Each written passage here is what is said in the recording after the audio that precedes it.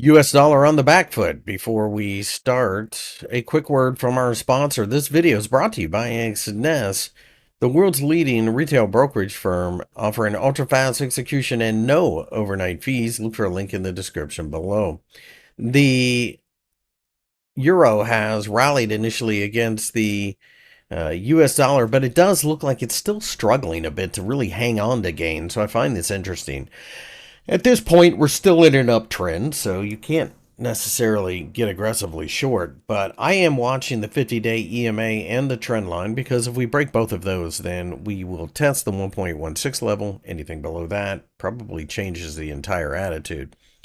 To the upside, the 1.18 level continues to be resistance, so we'll see if we can get above there, but it's not exactly an explosive market at the moment, despite the fact that everybody is betting on the Federal Reserve cutting rates a couple more times.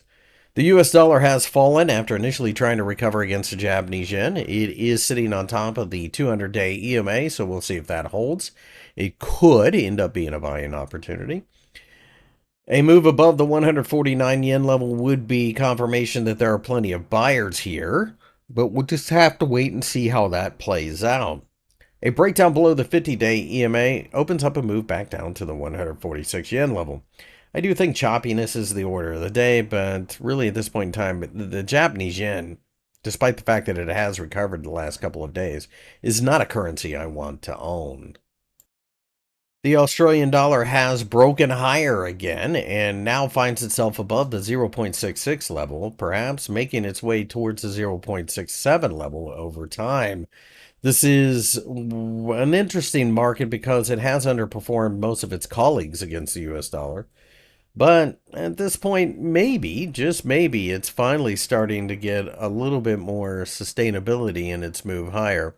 It is worth noting that the Australians kept their interest rate at the same level in the early hours of the day, so maybe that's part of what it is. They just aren't cutting as they stay at 3.6%. All things being equal, though, I am a little bit leery of getting aggressive until we can clear the top of the candlestick from last Wednesday, which isn't too far away. It's somewhere right around 0.6630.